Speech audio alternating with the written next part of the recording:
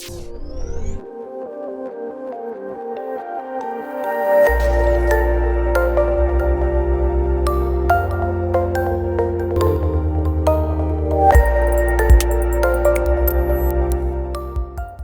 to all of you for tonight's sixth Dean's Lecture for the 2014 series. I'm Field Rickards and the Dean of the Graduate School of Education. I always like to start by acknowledging the Wurundjeri people who are the traditional custodians of the land on which we hold tonight's Dean's Lecture, and I pay respect to elders both past and present of the Kulin Nation and to all Indigenous Australians present. So I'm delighted that tonight's Dean's Lecture is going to be presented by Professor George Sugai. More about George in a moment. But at the conclusion of George's presentation, I've asked Shirley Pode from our Learning Interventions team to make some closing comments and move a vote of thanks. And I've targeted Shirley because she's the one that got George into this mess of having to give a free public lecture. But I know that he's delighted to do that.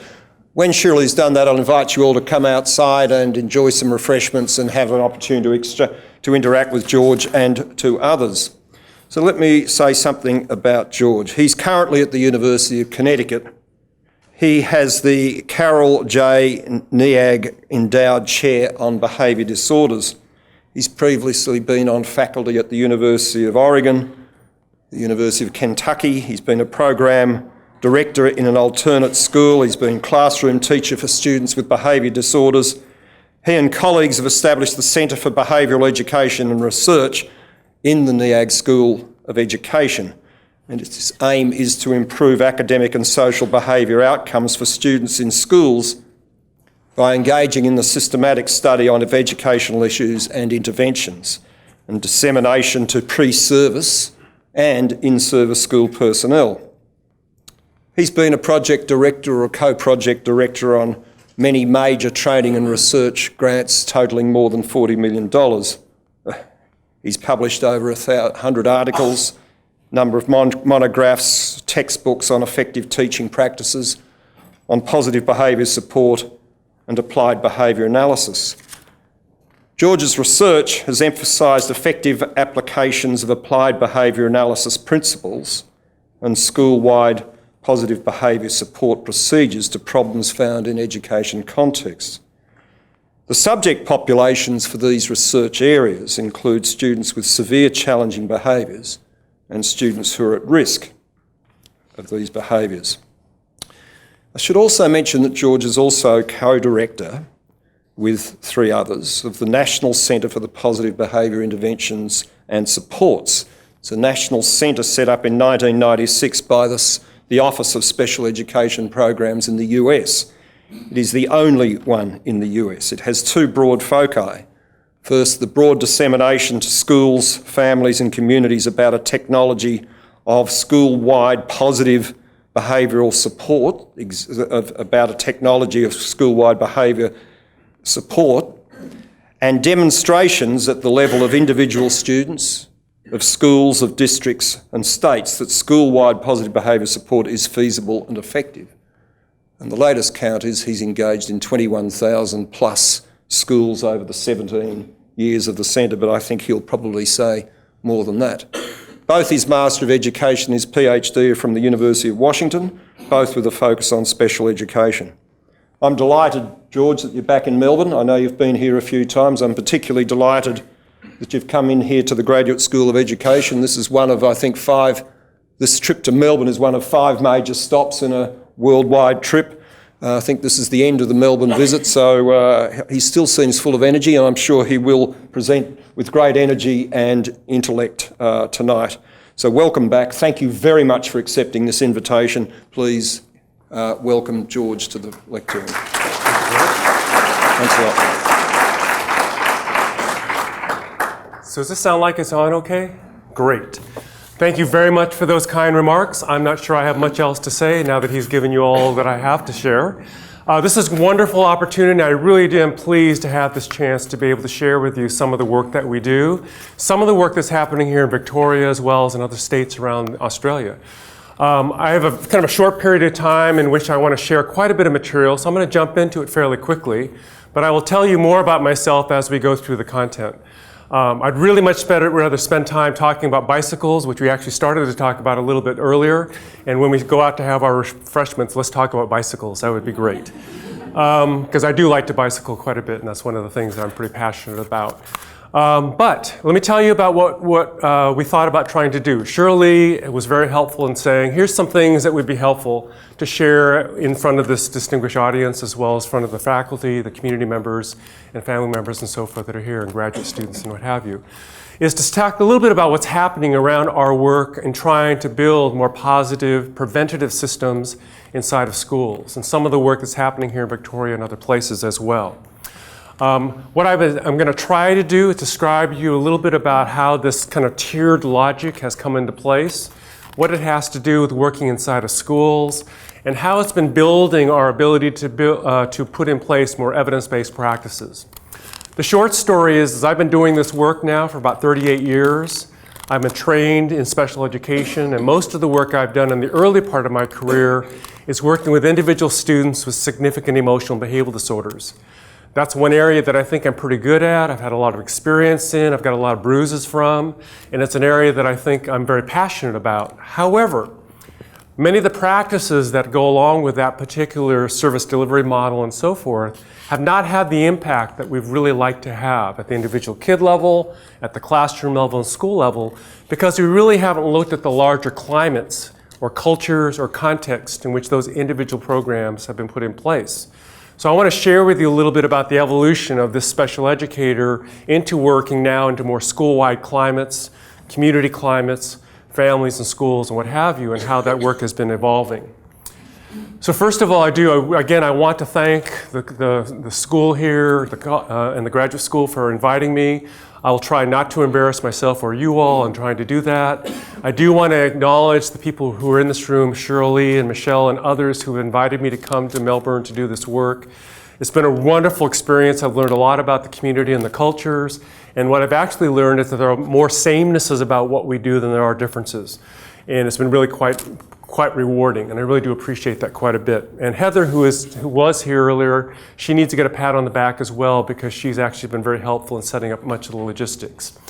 For those of you that have not had a chance to understand where the University of Connecticut is, I want to give you a quick little history. And this is in part to remind you a little bit about the work that I've done in different parts of the country. First of all, University of Connecticut is way over there on the right-hand side. And if anybody been to Connecticut in this room? Great. What you really need to know is that I'm about 2 hours away from New York City, and everybody knows where New York City is. And my daughter went to school there in New York City. She's now in the state of Oregon. I was born in California. That's where I have my undergraduate degree in botany, which is kind of an interesting story in and of itself, and I'll save that for another time. But I did most of my university work at the University of Washington, did most of my university work in developing this approach that we're calling PBIS at the University of Oregon. And much of my teaching experience has been in Colorado and Kentucky and in New Hampshire, which is where I did a lot of my work in more segregated private settings in residential care. And right now I live in Connecticut, which is where I moved in 2005. And what you need to be aware of about Connecticut is it's a very small state in the northwest corner of the United States. And Hartford is our capital. There will be a test at the end of today to see if you know your capitals. And what's probably more important to many of you in the room is what are the big cities around us. And we live very close. I live 2 hours away from New York City. I live an hour from Providence. I live 2 hours from Boston. I live probably 4 hours by car, 5 hours by car from Philadelphia and so forth. It's a wonderful place to live. Lots of exciting things going on. In fact, much of Melbourne reminds me of some of those big cities.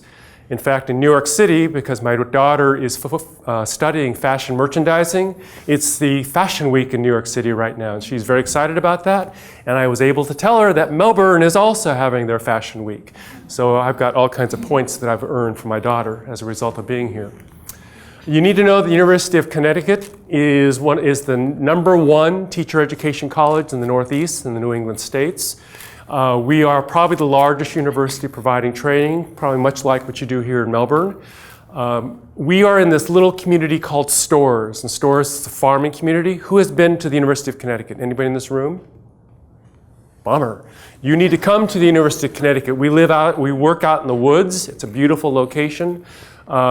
It's actually part of an old farm called the Storrs Farm, which is where they raise cows and milk cows and so forth. And the university has taken over a good part of that landscape. You need to know the University of Connecticut is this campus, and that is the University School of Education where I work, where I've been working now for the last 9 years. I'm very lucky. I'm in this position called an endowed chair, which basically means somebody gave us a whole bunch of money to be able to do some of the work that I'm going to share with you today. The real reason I moved to Connecticut is because my wife and her 4 sisters all live in Boston, and that's where she was raised. And so they have what's called GNOs. Do you all know what GNOs are? Girls' Night Out? All 4 of my wife's sisters meet once a month in Boston or New York City, and they spend lots of money in those places.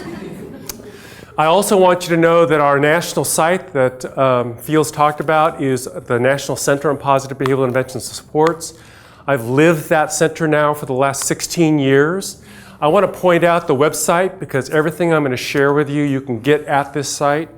President Obama has actually paid for it, but you can actually go there and steal just about everything that's there for free. Don't let him know that because I'm not supposed to tell you that, but you can take whatever you'd like.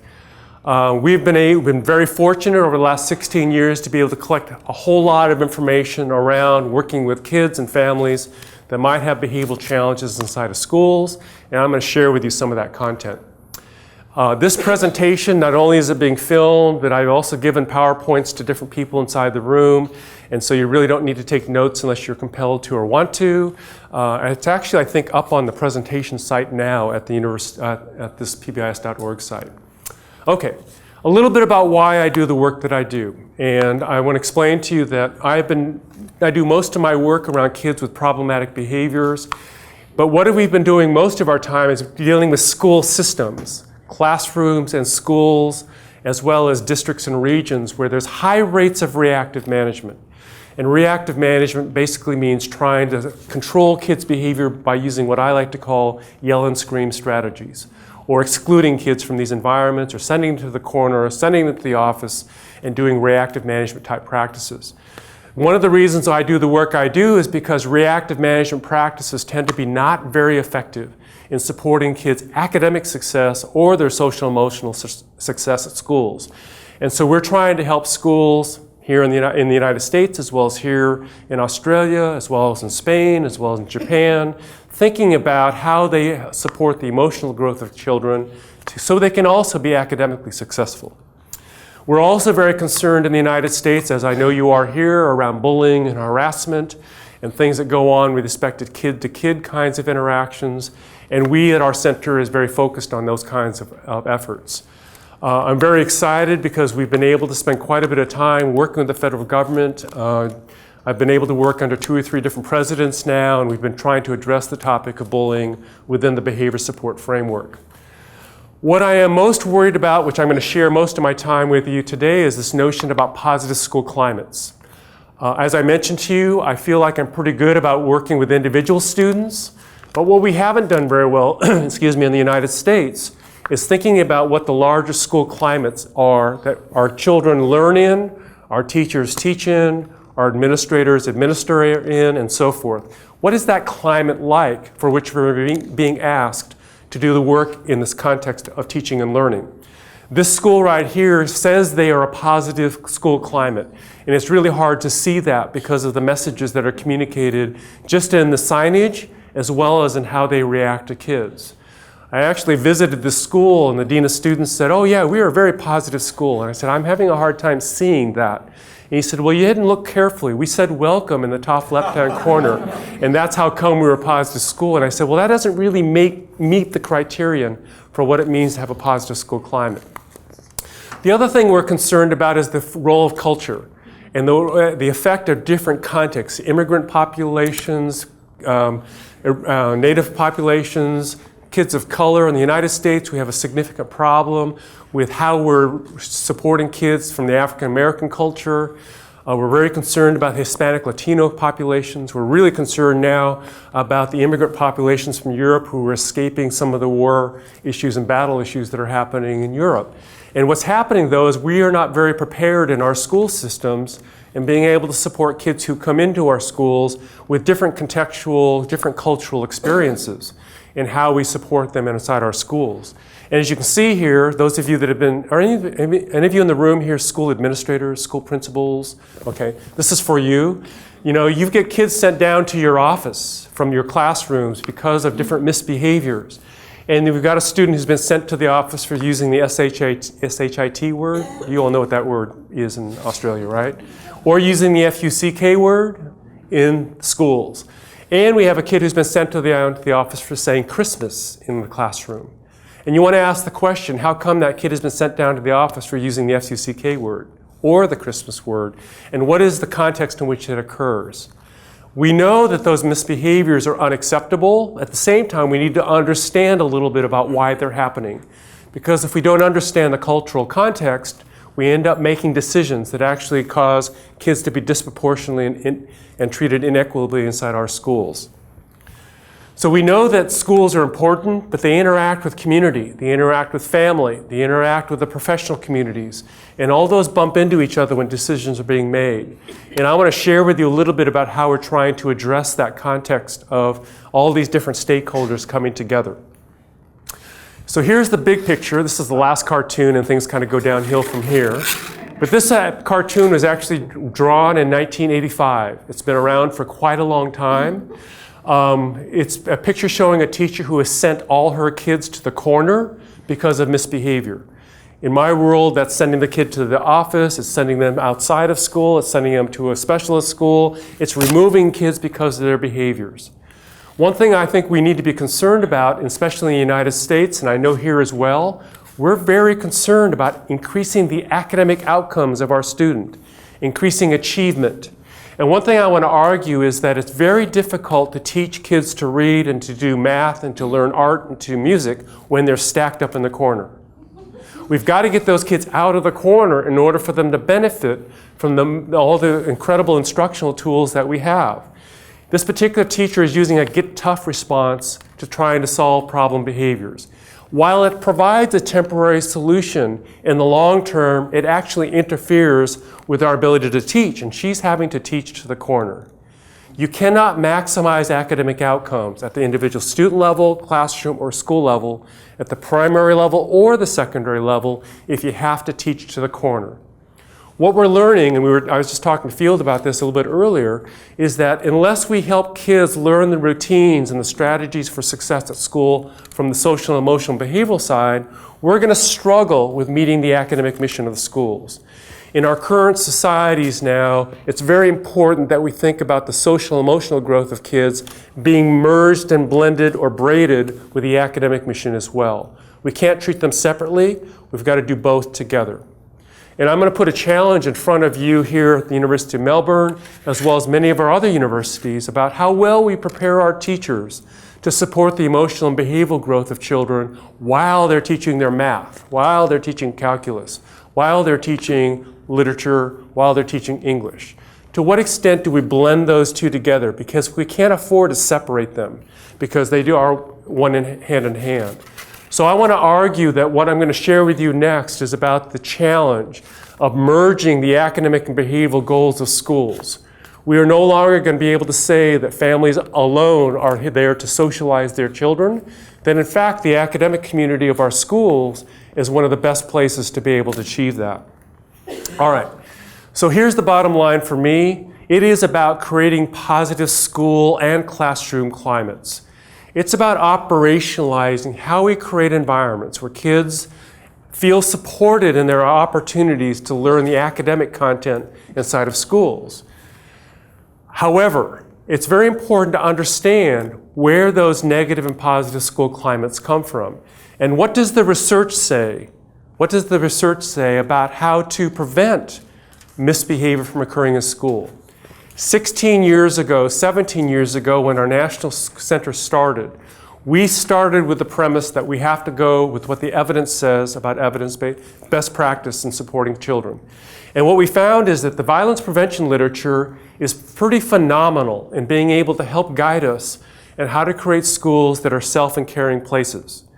This topic right here is particularly important to me because at the University of Connecticut where I work, Sandy Hook Elementary School in Newtown, Connecticut is 45 minutes away from where I live.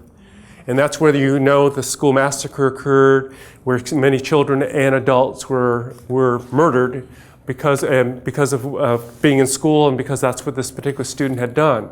And school violence has become a significant discussion point in the United States right now, not just in Sandy Hook, but in many of our communities. And what we've learned, though, is that the best response has to do with a number of different variables. And we know that good violence prevention has to do with building communities that invest in those practices around the outside loop. The challenge I want to put before you as school people in the university community as well as people out in the school community is to what extent do those items around the outside become formalized inside our schools. The literature is so compelling and clear. The effect sizes are so large about the importance of those items around the outside in creating safe environments for our children to be successful, especially at the individual kid level, where we know that targeted social skills instruction, where active supervision, where we know that academic success is one of our best violence prevention tools. How do we create environments where that happens? What I want you to be aware of, I'm going to skip this just for a second, is the goal is to create these school environments where we have these pretty important characteristics. I would like to suggest that the graduate school here is a successful organization because it has a very clear mission about what your dean has set for you and what the faculty commit to. They have a very clear language about how the business of the school is operating, and they have a very clear routine that has been established by your administration and the faculty who are here. My wife is a school principal. I would say to you that her school is a successful organization because her school has a very clear mission and vision about what they're trying to achieve, a very clear language about the importance of early literacy as well as school climate, as well as a common routine that all kids, all family members, and teachers experience. A successful organization has those three core features, along with quality leadership, my wife, to run and hold that together. The principals, the school leadership team, the chairpersons, and so forth. We know that successful organizations have those four characteristics, and I would like to suggest that a positive school culture also has those four characteristics. Because what we've learned is that successful organizations are made up, bless you, Gesundheit, of all the members of the community that actually contribute to that mission of a clear vision and a language and a routine. The work that I do around school discipline and classroom management is about establishing social, emotional learning communities that have a common vision, language, and routine about supporting the behavioral success of children and the academic success. So here's the picture I want you to concentrate on. And this is the challenge that we have around trying to change a community from a negative climate to a positive climate. Now, I don't know if you have Dairy Queens here, but you have your own equivalent, which are fast food stores. And this store manager has figured out that there's a solution to the low ice cream sales. And the solution is to put this marquee up that says, "Scream until your daddy stops the car." And I want to suggest to you that that's a short-term solution to low ice cream sales, but not very beneficial in the long term. But I also want to suggest to you that many of our schools run their discipline systems around this kind of a picture, which means kids scream until their needs are met, and then we tend to react to that by trying to solve it the fast way. Oftentimes by removing children from schools or trying to do things that actually reinforce the problem behaviors we're trying to remove. While this has a short-term benefit, it has a long-term negative effects.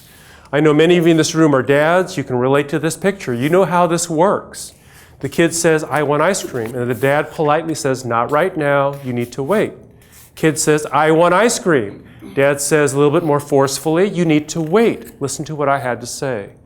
And then the kid says, "I want ice cream now," and starts banging on the dashboard. And the dad says, "If you don't stop banging on the dashboard, you're never going to get ice cream."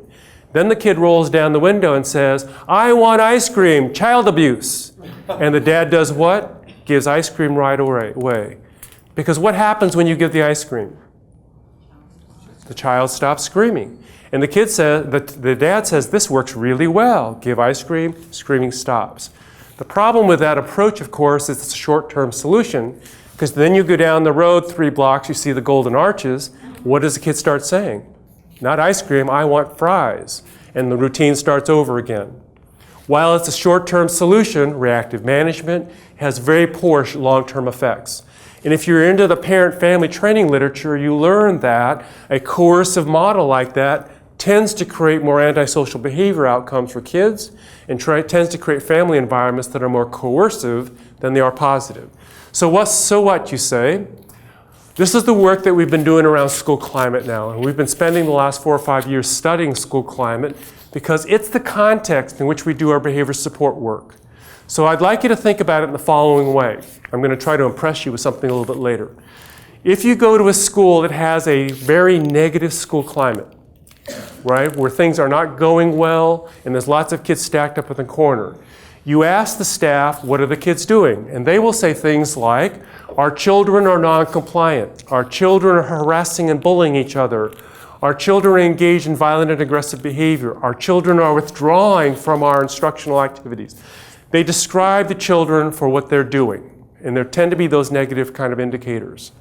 Then you ask, well, what does the school look like? Well, the school are engaged in reactive management. They're tending to exclude kids from the instructional environments.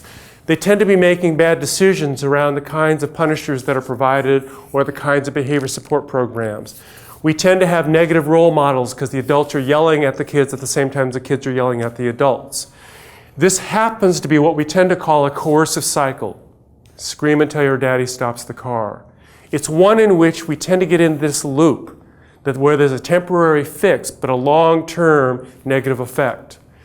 The goal, of course, is to shift to one that's more positive. Why? Because the literature is also very clear that if you run a classroom or a school around negative kinds of features, we tend to create environments of control. We tend to shift accountability away from the school. We tend to promote antisocial behavior. We tend to break or devalue the child-to-adult relationship. And we tend to decrease our academic outcomes, and we tend to promote antisocial behavior. The literature is rich with why reactive management is a poor way to respond to kids' behavioral challenges. I don't mean to say that there aren't consequences and feedback to children for when they make mistakes and they violate a rule. But I don't know that you have to yell at a kid when you give feedback to their misbehavior or to exclude them from environments where they do not get access to the kind of supports that they're required.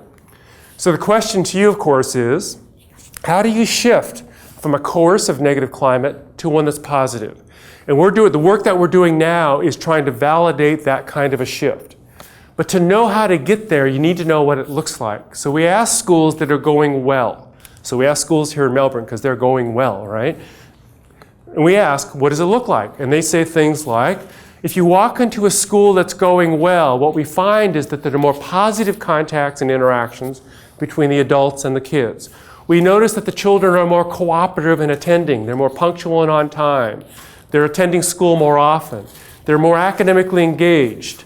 Right? We have the staff members who are recognizing kids for their kids' successes and strengths as opposed to their weaknesses and so forth. What are the kids doing? The kids are following directions. They're actually solving their own problems. They're better self-managers and so forth down the list.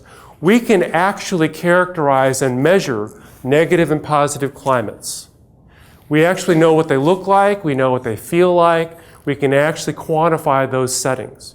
The challenge, of course, the challenge that's in front of me, is how do you shift from a kind of a reinforcing positive cycle, right, from one that's been more coercive? How do you move from the coercive to a more reinforcing one? Now, as I like to brag, and I was telling, Shirley's heard me say this a couple times, I want to sum this up by looking at this one particular figure, and I want you just to be impressed by the graphics more than the actual picture, because it took me a whole plane ride to figure out how to do this. And the goal, of course, is how do you shift from this coercive cycle, watch carefully, to one that is more positively oriented, the one that's more positive climate. I know it took me a long time to do this. You should be impressed by the concept, not by the graphic, but the graphic is there to kind of infer to you, it is not easy to go from a negative to a positive climate. It takes work. It's more than just telling kids you need to be more positive. It's actually about changing the teaching and learning environments so kids have a chance to be more successful in these settings. So what did we learn? We've learned again that if you want to change to a positive climate, you have to invest in these kinds of priorities and strategies. These are the places where we know we can have the biggest bang for our buck in changing from a negative climate to a positive one. Now the truth is, it's easy to say that, but it's very difficult to put it in place.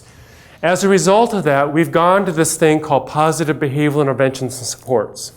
So let me give you the short story about where that word came from. In 1996, as Field indicated, we were lucky enough to compete for a grant that allowed us at the national level across all 50 states to be able to provide technical assistance to all the schools across the United States. We were very lucky. We wrote this grant, we got it, we were able to organize our resources to be able to do that.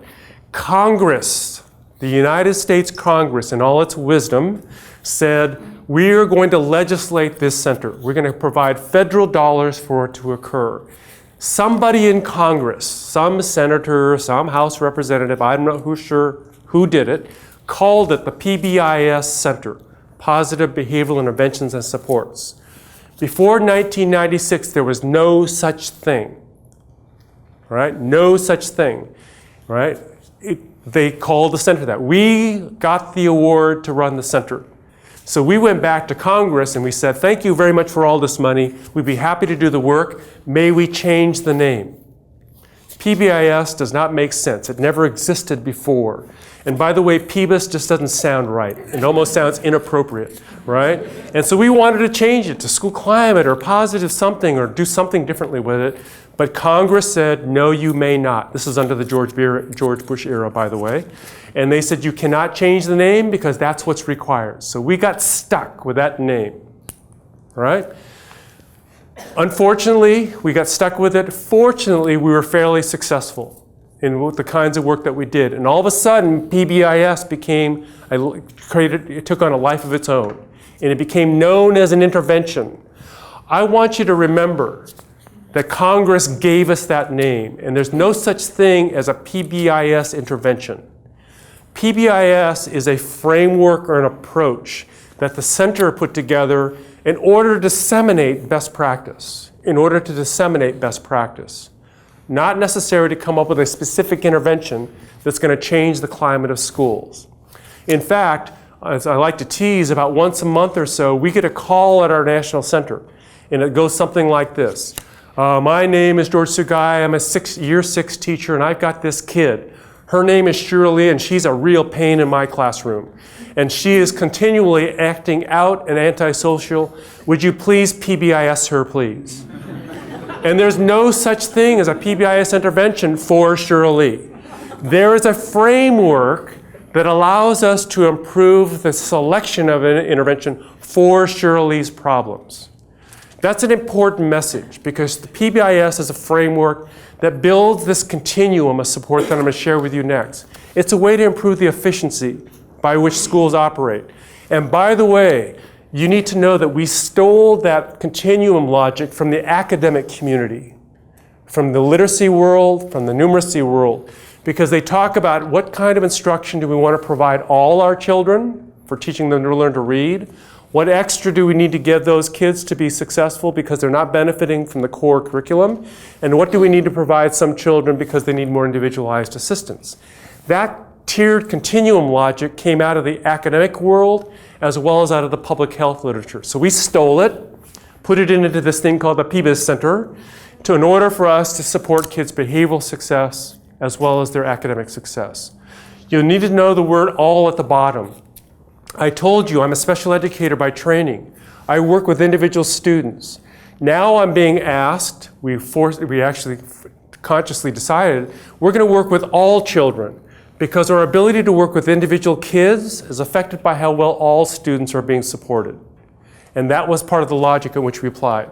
So let me take this a little further, and I like to tease Shirley for another thing.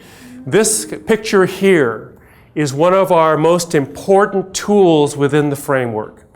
Everything I do at the university level, within my research group, within my faculty group, when I work with schools, when I work with Shirley, I work with these 4 elements. And these 4 elements basically say, if I want to improve outcomes for kids, the big circle, I have to pay attention to the information available about my children, data. I need to make sure that I have the best evidence-based practices that align with that outcome based on the data that I collect. And I need to make sure that the adults have the competencies and the capacities to be able to put that intervention in place with the highest degree of fidelity. In many of our communities and our disciplines, we pay attention to all four of those elements. I flew here on an airplane. That airplane, I rely upon them to do those four things well. I want to land in Melbourne smoothly, outcome. I want to make sure they're collecting data about how much fuel is in that airplane and how well the engines are running. I want them to go through their checklist. I want to make sure that the airplane is the best possible and is working really well. And I want to make sure the pilot has at least 3 cups of coffee sitting next to him or her, because that pilot has to fly that airplane. If any one of those things fail, the data, the practices, or the pilot, that outcome is at risk. And that's true of medical procedures, that's true of tuning your car, that's true of building bridges. And I want to suggest that we don't do that very well when we think about educating our children. We tend to look at practices because they're laminated and because they're in a binder, not because the data are there to support them or because they align with our most important outcomes, or that we prepare the implementers, our teachers and our administrators, school psychologists and so forth, to be able to implement those interventions with the highest degree of accuracy.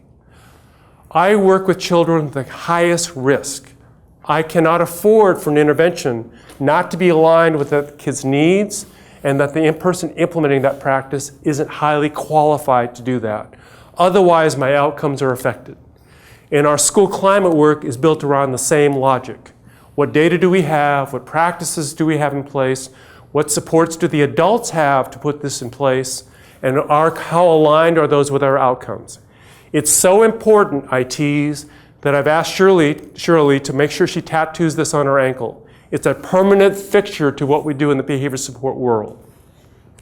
Not really, but sort of. All right. I want you to think about this thing as sort of a 3-leg kind of an approach. We do some work in the in the state of Minnesota, and they've taken that logic and said, if you want kids to benefit, to be sitting on that stool, have a balanced education, we need to make sure we have data for supporting our decisions. We need to make sure we have the best evidence-based practices for teaching reading, behavior, math, art, whatever, and our staff have to be highly qualified to get there. If we don't have all those 4 legs, the leg falls over, our outcomes are affected. And I'm emphasizing that because our school-wide PBIS work is around that kind of a logic. So then, this whole theme of this particular presentation was supposed to be on multi-tiered systems. And I want to share with you what that looks like by having this picture first. Now, this is not in Melbourne. This is actually in Western Australia. I was visiting there a number of years ago, and I was walking from my hotel room over to this conference venue late at night, probably a bad idea, but I saw this sign. And it says graffiti hotline on it, right? And you all know the purpose of the sign, which is to inhibit graffiti writing. It is to inhibit graffiti writing. Agreed?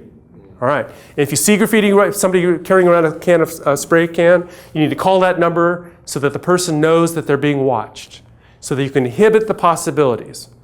What do you see on the sign, however? Graffiti writing. It's really fascinating to me that the kids for whom we want to have the biggest effect on have the least responsiveness to the sign. And the way I like to think about it that I frequently use is my daughter, right? I call her my daughter in this example. She doesn't even know the sign exists. She doesn't own a spray can. So this sign has very little impact on her except to remind her that it's not a good thing.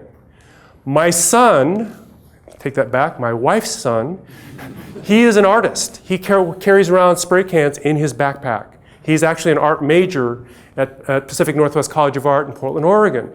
He has to have this sign to remind him, put the cap on my can. Otherwise, he would probably be out there spraying. That sign works for him. It reminds him to put the cap on the can. If my wife is to have a 3rd child, which we fortunately do not have, that would be the kid who would spray on the sign. Now, the reason I go through those 3 examples because a multi-tiered system is about understanding who we're trying to affect. I know that in Melbourne and in the state of Victoria, you have these things called a code of conduct. The code of conduct is there to help kids remember, do not do these 1,700 things, right? And that's what its purpose is. But it's there for my daughter. It's for those kids who need a reminder about what they shouldn't do. Sort of a true story, so I'll go a little further with this. In my daughter's school, she doesn't even know the code of conduct exists. She's my daughter. She's academically competent. She's got good social skills. She has never had, as far as I know, a behavioral incident report where she had to be sent to the office to the administrator for misbehavior. Right? She's my daughter. My wife's son, on the other hand, has had 3 behavioral incident reports. He skipped school 3 times. It took him 3 times to figure out, don't do this again. That's who this form is for. Now, the students I spent most of my career working on, those are the kids who don't know the code of conduct exists. In fact, they rip it up. They are the least responsive to that code of conduct. But in the United States, we give them more code of conduct when they misbehave. We expel them, we suspend them, we send them to the office over and over again. Because we assume that the kid is going to figure it out. Don't do that anymore. But it's a mismatch between the intervention and the strategies that we put together.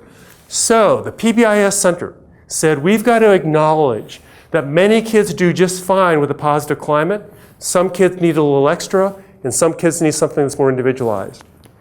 So the 3-tiered logic came into play. And this is where I want to end our conversation today, which is where the 3-tiered logic came from and a little bit about the data behind it. You need to understand that we at the National PBIS Center stole the 3-tiered logic from the public health literature. We stole it from public health. It's around weight control, it's about heart disease, it's about exercise, it's about all those things we talk about in public health, about dieting, about exercise, about, so forth and so on. What we've learned from the public health literature, for example, let's think about diabetes, for example. Most people do really well by watching their diet and exercising and getting enough sleep. And they can avoid the problem of diabetes. Most people, if they do tier 1 based interventions, do pretty well with that. Some people forget to watch their diet and they increase their risk, right, for diabetes. And they require a little extra help, like a support group, like a, whatever, as a way to be successful. And some individuals, because of heredity, because of genetics, because of a lifestyle thing, need more intensive support, like medication, like insulin shots and so forth. A tiered logic basically says we can decrease the number of people in the population who require intensive support by making sure that all people in the population try to get access to something that is more supportive and preventative and proactive. We said, man, that makes sense in schools. How can we create a positive school climate so that most kids are successful, so that some kids who need more individualized assistance can actually get it? So let me give you the non-example first, then I'll give you some examples. My wife is a school principal. I'm bragging again. I think she's pretty good, in part because she's my wife, but I also think she's pretty good at it. She tends to take jobs in schools that are in failing schools in the United States. She likes those schools that are struggling. Her last school that she worked in, 5 years ago now, when she went in, it was basically a negative school climate. About 60% of the kids in that particular school were not successful behaviorally or academically. That green zone for those kids was very small, very small. And when she walked in, they said, oh, great, you're our new principal. We need behavior intervention plans for those other 60% of the kids. And she said, I don't think we can manage 60% of our kids under more individualized plans. There's no way that's going to happen. So what she chose to invest in are 2 things. Listen carefully, 2 things. One is she said, we're going to change the climate of our school. We're going to switch from a reactive climate to one that's positive. And I'll show you how they got there in a second. And the second thing she said is, we're now going to teach reading better. We are not teaching reading very well. Early literacy is one of our most important behavior management tools and our school climate tools. So she chose a 2-pronged approach. She said, instead of doing these 25 things, we're going to focus on early literacy and school climate. And they did those 2 things together. They braided them together.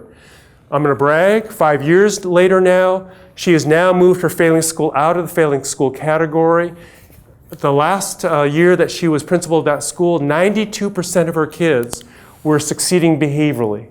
So it went from 40% up to 92% because they had created this bigger school-wide prevention piece. You also need to know that in her third grade, which is the big earmark, benchmark place that we worry about 70% of her kids were now reading at grade level in third grade, whereas 4 years ago, that was about 15%. So by improving literacy and by improving climate together, she was able to turn that school around because she's my wife, right? So the logic of that looks like this. It basically says that we have to understand that children in our schools have profiles. There's no such thing as a tier 3 child. There's no such thing as a tier 1 child. There are children who have needs. There are children who have strengths and assets. There are kids who can do phonemic segmentation, and there are kids who cannot do that. There are some kids who can read whole words, and there are some kids who cannot. The goal is to ask ourselves what level of support is required for kids to be successful on those skills. This is what I'd like you to think about. This is a student, her name is Theora.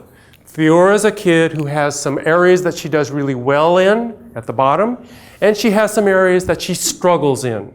She is receiving tier 1 supports for those areas at the bottom, which is the basic core curriculum, and she's receiving one-on-one assistance in math and in science.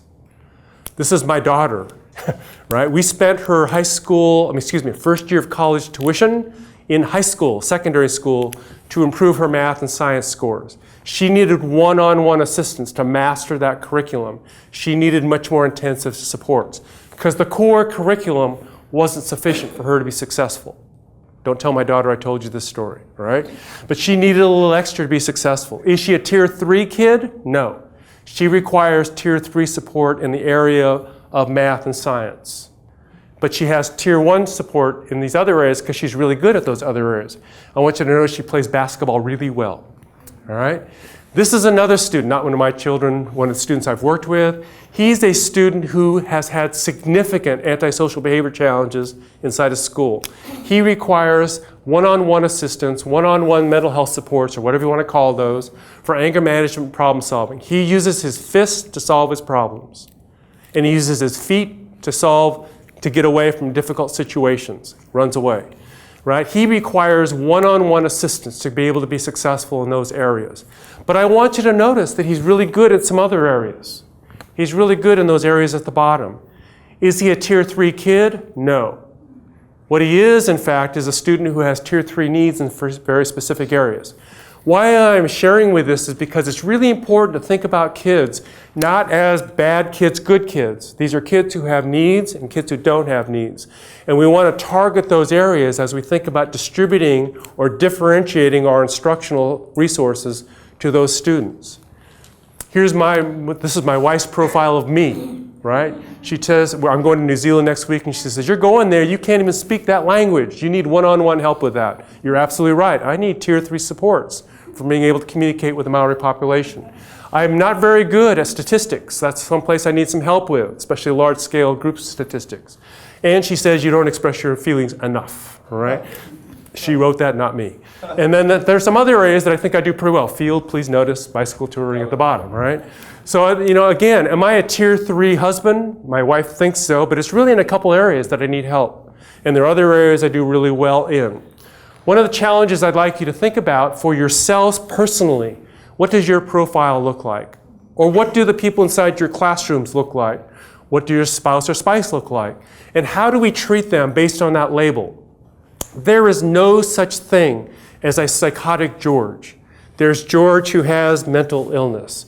We need to value and appreciate the human individual first, using person-first language, and then address those targeted areas along the continuum. PBIS, School-Wide Positive Behavioral Supports, is about understanding how we distribute our resources and our expertise across the needs area of these kids, the students, the classrooms, and the teachers who support them.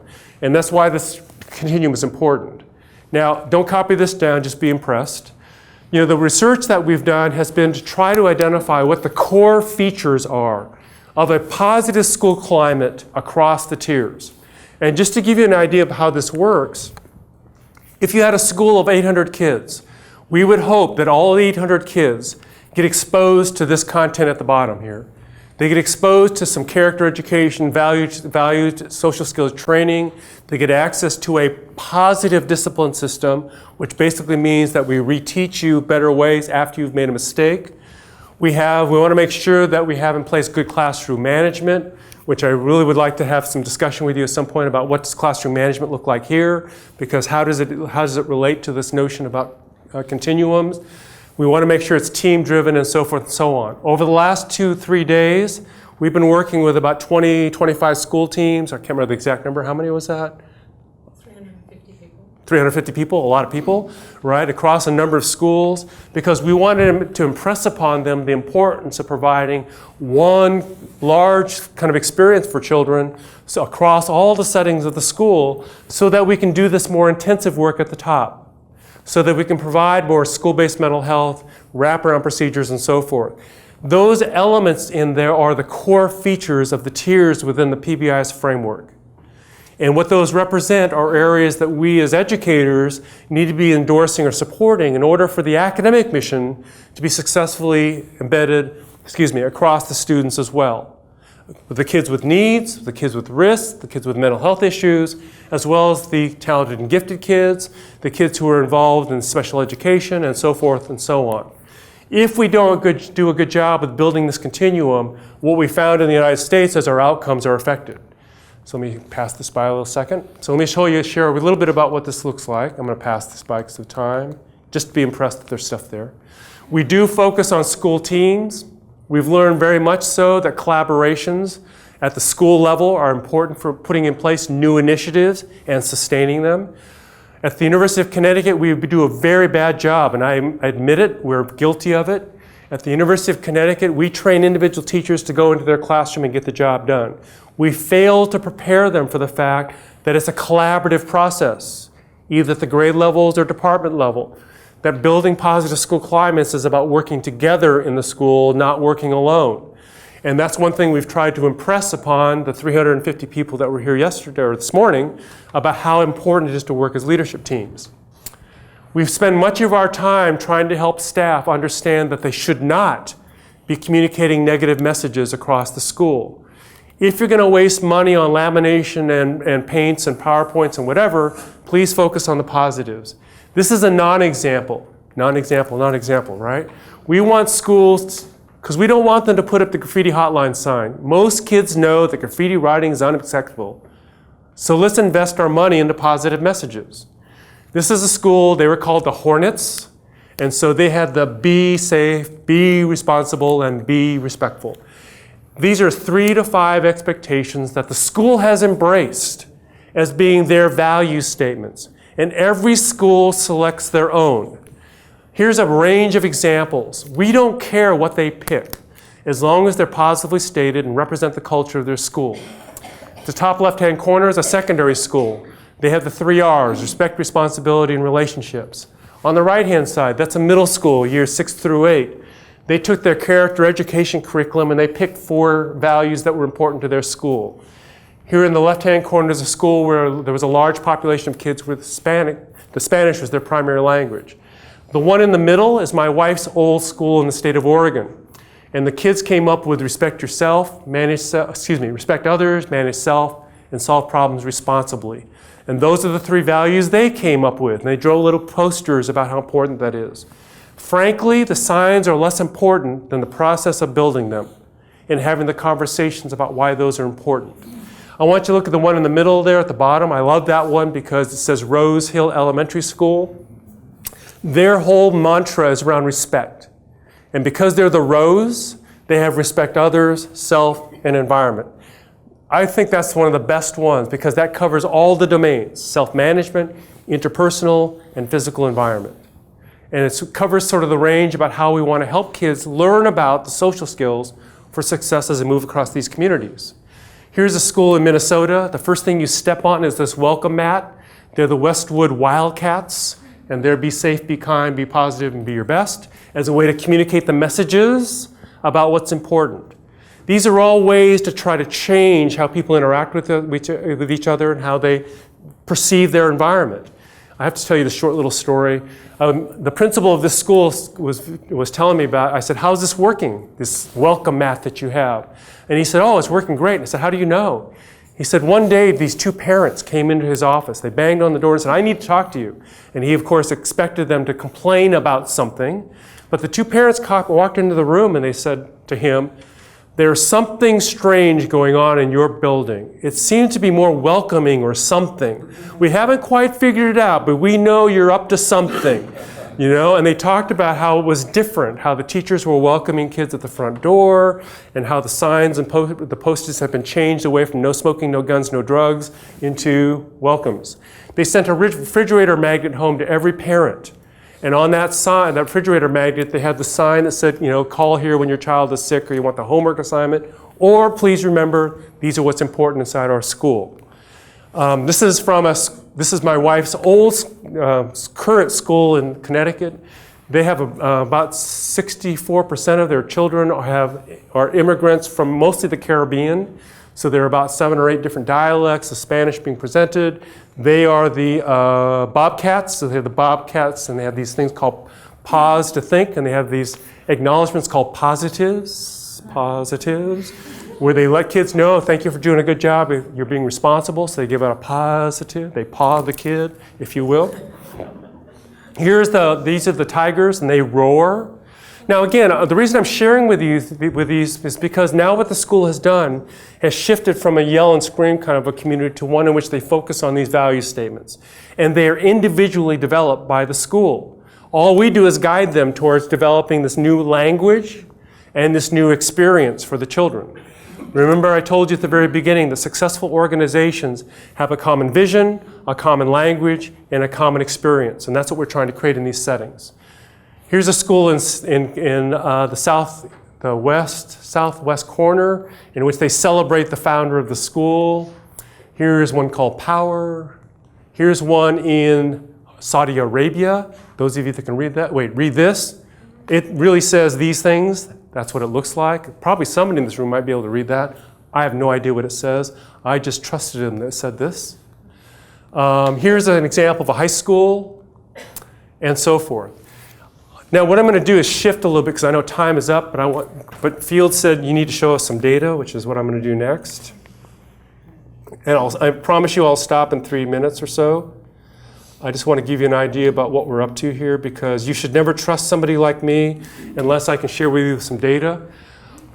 We have a number of great researchers in the United States, and they can't see them in the background, but Catherine Bradshaw at Johns Hopkins is an external researcher for our group at our center. She's not a member of our center, but she has done some phenomenal work in testing out the PBIS framework. 15 years ago, we had no data to back up the framework. Now, 16 years later, we have about 12, 15 RC randomized controlled trials, as well as some quasi-experimental studies that have documented the impact of coaching about Tier 1, about Tier 2, and so forth across the domains. I am pretty confident now that if you implement the framework with high fidelity, you can produce these kinds of outcomes. I want to qualify that, though, if you implement with high fidelity. Field said that we are in 21,000 schools in the United States, and that's accurate, but we know that about 60% of those schools are implementing with fidelity. The other 40% are not. And we're worried about that because they cannot produce these outcomes without paying attention to the fidelity question about implementation accuracy. We've been able to affect discipline referrals. We've been able to decrease violent acts inside some of our schools. The green bar represents before PBIS. The other two at the right represent after. We've been able to decrease suspension rates, which means sending kids away. We've been able to increase reading rates in those same schools. I'm not saying that teaching behavior taught reading, but improving behavior increased the opportunity to teach reading, which is the logic there. Here's one of our schools that would have been one of our model demo sites. The yellow bar represents the number of behavioral incidences for major offenses. Before PBIS and then after PBIS, they've been able to maintain it. They've actually got 4 or 5 more years out to the right as well. Here's a middle school with office referrals, but more importantly, they were able to increase their English scores as well as their math scores. I'm going to skip that one. I like these because you all saw the triangle. The left-hand score, these are actually kind of interesting. On the left-hand side, that is a PBIS before and then after, so you can see the kids that have been successful in responding to the climate. This is important for you to know. These are all PBIS schools, 23 on the left, 12 on the right. They're all PBIS schools. The ones on the right did a lousy job implementing.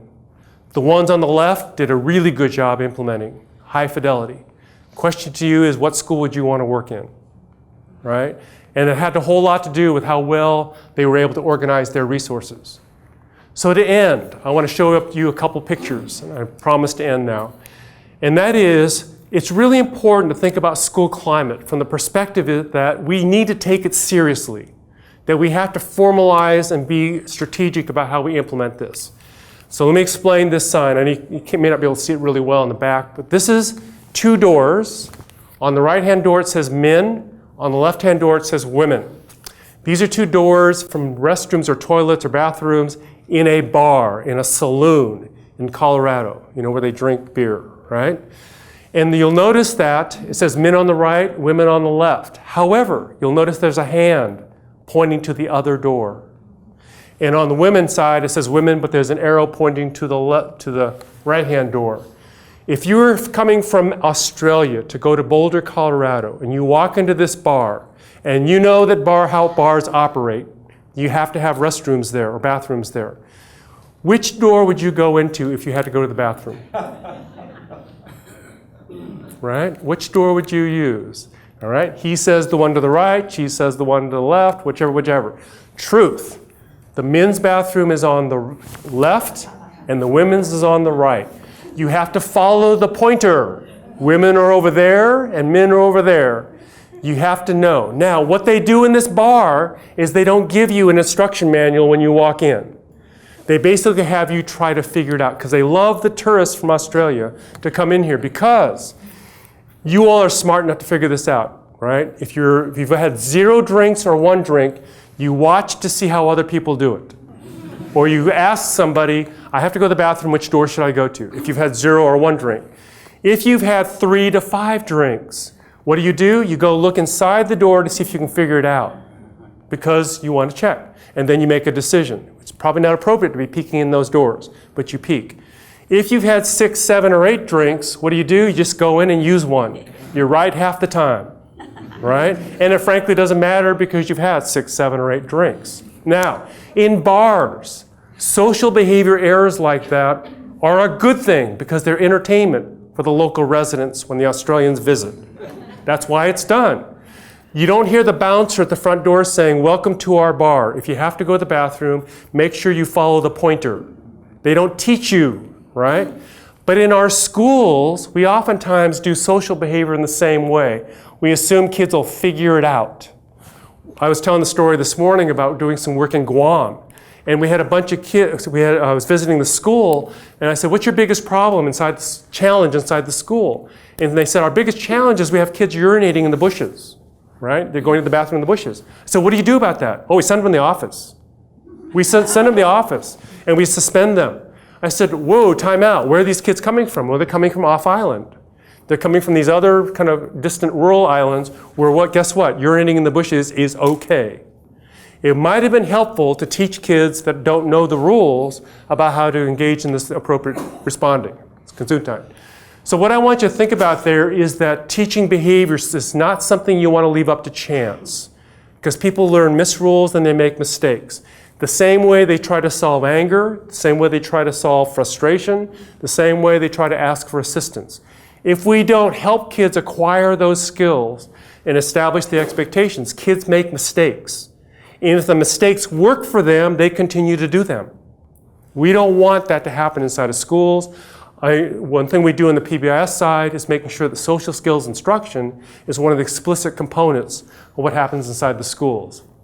So here's the last slide, the way to summarize what we're up to. If I had to put everything together that we do in the PBIS Center, that is kind of built upon the research base that we have, it's based around this kind of picture. I mentioned to you before that if we want to maximize student outcomes, I don't care if it's literacy, behavior, math, art, whatever. If we want to maximize student outcomes, we have to use the best possible interventions.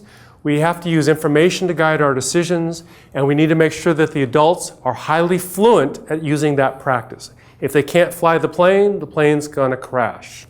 However, that is insufficient. Teacher training institutions like yours can do a good job of communicating that content, but unless when they go out to the learning community they experience professional development support, some coaching, some facilitation, and some performance feedback about how they're doing, those skills that we communicate in teacher training communities don't get transferred to those settings. The data is so clear. If the new teacher goes out to a school and they do not see what they've been taught modeled, they tend to stop doing those strategies.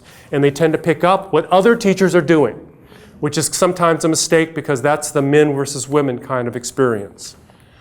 However, culture is a big deal. I am very cognizant of the fact that everything I'm communicating to you needs to be thought about within an Australian context. I know that you have to manipulate the content to make it fit your settings. I have to say, though, that much of what I've described to you seems to fit pretty well generally in how schools are operating around here. I'm going to pass this by. I'd also like to invite you. Dean Rickard said he has money to send you to any of these events. At the City of Chicago, we have this great PBIS leadership forum that our center supports with about 1,500 people. I'm actually trying to get Shirley to come and share some of the work that's being done in Victoria there. We have three events actually this year that are happening in the Northeast. The one that's called the Association for PBS is our big one. That's probably our most important one because it's part of an association in which there are about 3,000 members, and there are about 2,000 people who come to this from all over the world to talk about positive behavioral support systems across families and mental health and juvenile corrections and so forth. And the one at the very bottom is the one that we run at the University of Connecticut in Mystic, Connecticut. Beautiful location right on the water. It's only about an hour and a half away from New York City. It's a great place to come visit. They have great shopping there. Anyway.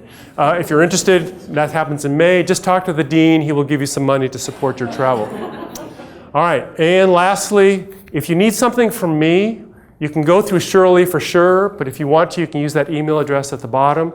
I want to acknowledge Tim Lewis and Rob Horner because they co-direct the National Center with me, and we have about 18 members of our center that do this work. So I apologize for going 9 minutes over the time. I just wanted to make sure you saw a little bit of the data at the end. There's much more data that I could have shared with you that I wanted to share with you, but I did too much talking. So I apologize for that part of it. No time for questions. Go out and have refreshments. We'll come out there and join. We can have some informal conversations.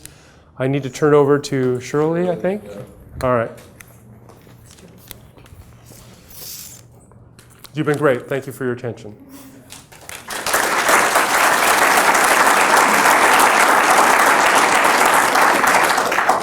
Thank you, George, and on behalf of Professor Field Rickards and the Graduate School of Education here at the University of Melbourne, we really appreciate the energy and enthusiasm that you've brought to tonight's Dean's Lecture Series.